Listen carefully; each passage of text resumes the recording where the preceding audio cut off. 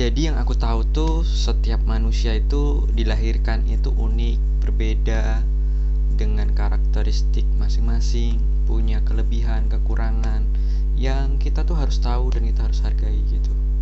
Dulu aku SMP pernah kenal yang namanya miras, cimeng, dan lain sebagainya karena pergaulan gitu ya. Di SMA pernah kenal yang namanya bullying. Nah, di fase-fase ini tuh kita harus bisa tunjukin prestasi kita gitu. Nah, yang aku bilang ngasih tahu tentang prestasi kita, nunjukin prestasi kita itu bukan soal menyombongkan diri gitu ya, tapi kita bisa bangkit, kita bisa berubah, kita bisa mengubah gitu ya, dari yang awalnya 0 menjadi 100 misalnya, seperti itu gitu, merubah keadaan lah.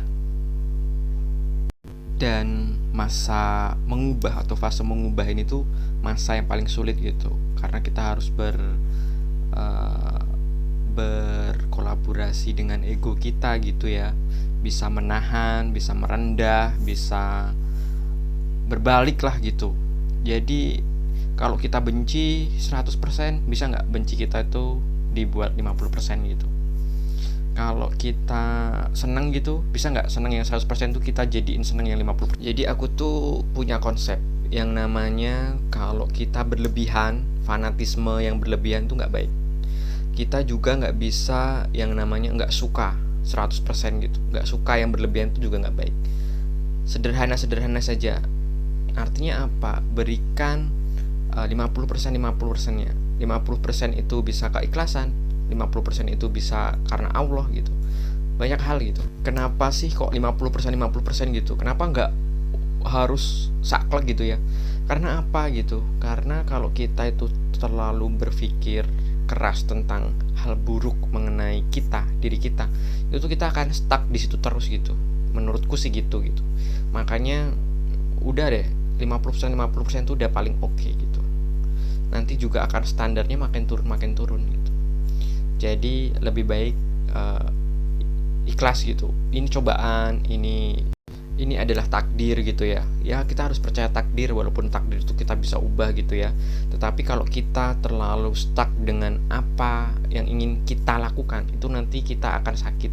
Sakit di sini itu lebih ke sakit karena ekspektasi gitu ya. Kita sudah berekspektasi tinggi tapi hasilnya nggak maksimal gitu.